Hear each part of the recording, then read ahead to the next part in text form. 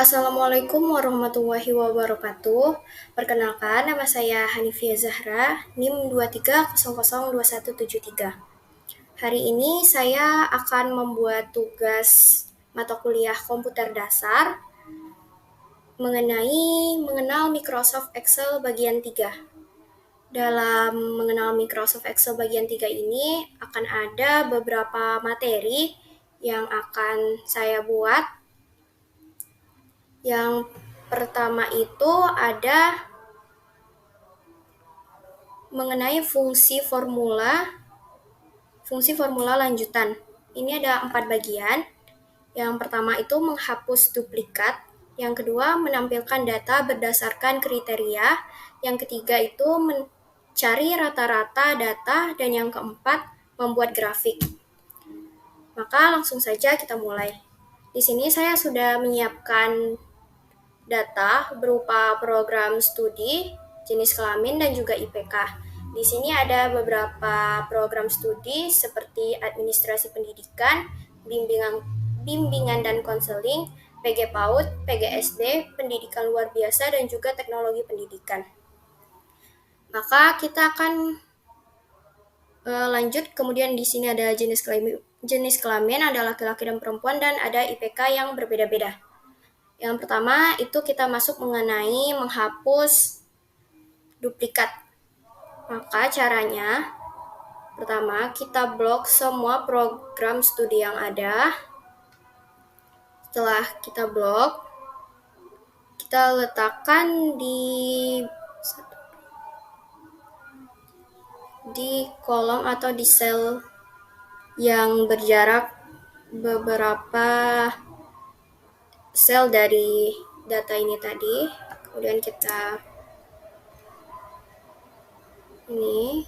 blok. Kemudian kita letakkan di sini. Kemudian setelah kita copy paste data yang ini tadi, kita masuk ke menu data, kemudian pilih remove duplicates. Kemudian select all kolomnya berdasarkan kolom yang kalian letakkan datanya tadi di mana. Di sini saya di kolom J, maka kita klik OK. Di sini ada keterangannya, kemudian kita klik OK. Setelah datanya muncul seperti ini, di sini sudah disortir ya. Kemudian kita setelah menghapus duplikat, kita bisa menyajikan atau menampilkan data berdasarkan kriteria. Di sini kita buat nomor. Kemudian di sini kita bikin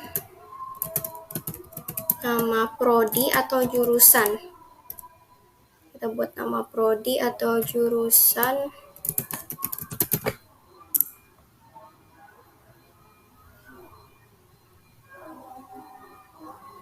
Kemudian kita pilih menu data dan pilih validasi data validasi. Lalu untuk setting di allow kita pilih list. Kemudian datanya between, source-nya itu ini. Kita pilih data yang sudah di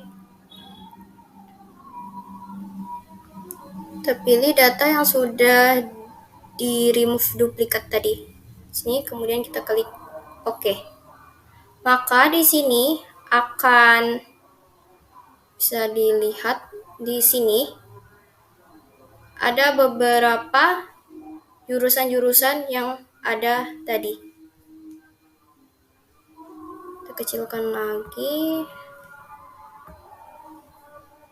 Lalu bisa kita pilih dan kita tarik ke bawah. Setelah itu, di sini bisa kita ganti datanya berdasarkan data yang sudah kita validasi tadi. Kita ganti satu-satu.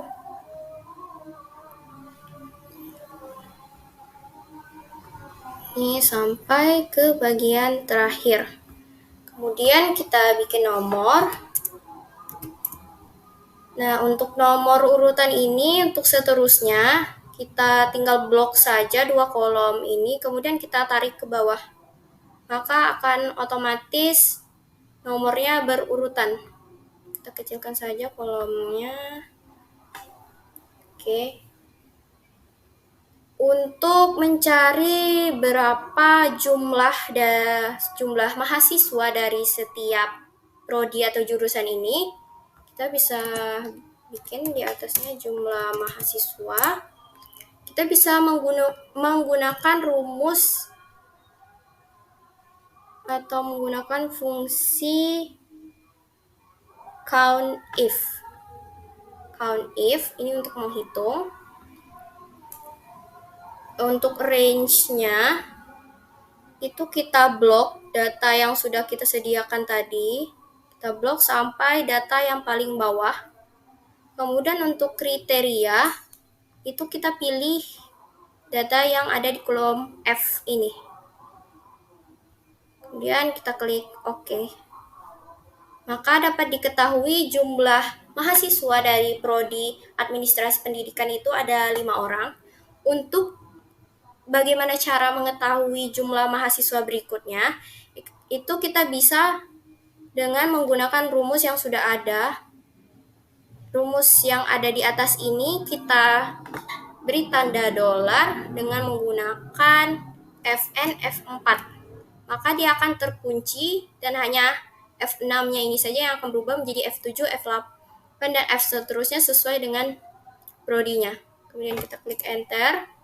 Lalu tinggal kita tarik saja ke bawah. Maka otomatis jumlah mahasiswanya akan ada. Itu bimbingan konseling ada 3 orang, PG PAUD ada 3, PGSD 4, PLB ada 3, PLS 2, dan TP ada 4. Kemudian untuk mencari berapa jumlah rata-rata IPK dari setiap jurusan, itu kita bisa hitung juga menggunakan formula-formula yang ada di Excel. Kita bisa menggunakan formula yang ada di Excel dengan menggunakan rumus-rumus yang tersedia. Kita ketik sama dengan, dan di sini kita pilih average if. Lalu untuk range-nya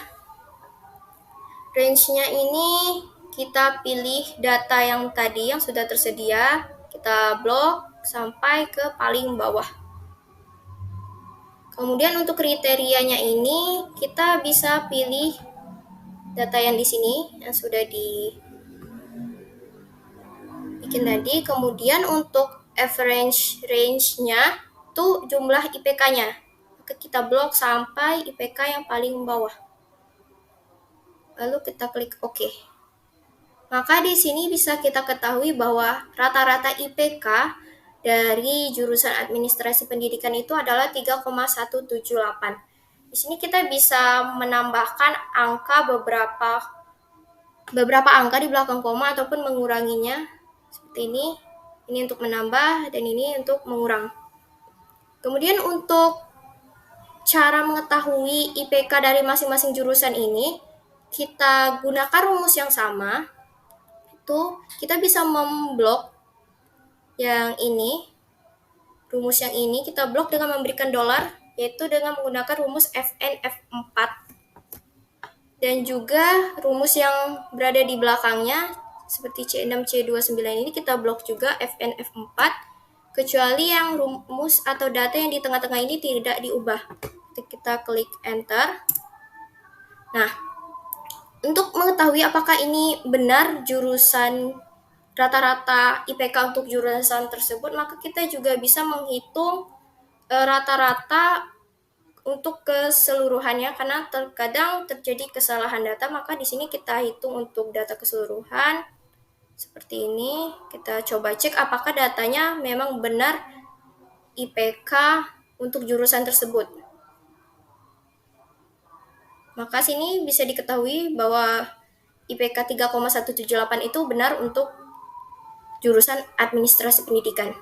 Maka untuk seterusnya tinggal kita tarik saja ke bawah. Maka dengan otomatis IPK-nya akan tersedia.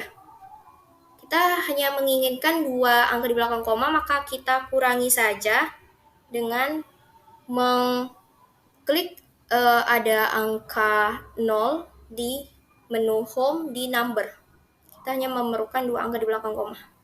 Maka dapat diketahui bahwa IPK dari setiap jurusan tersebut. Di sini ada berbeda-beda, ada juga yang sama. Yang ini kita hapus saja karena ini hanya untuk mengecek apakah benar itu IPK untuk jurusan tersebut. Lalu kita juga bisa untuk membuat grafik dari data-data yang ada ini. Maka caranya kita tinggal memblok, kita blok datanya, kemudian kita ke menu insert dan pilih charts. Di sini bisa macam-macam, bisa ada kolom, ada bar, ada P, ada line, atau bisa juga pilih yang bagian sini, see all charts. Di sini ada berbagai macam yang bisa kita pilih, dan di sini ada yang disarankan oleh dia kita untuk menggunakan grafik yang ini. Maka kita coba. Di sini grafiknya bisa kita pindah-pindah,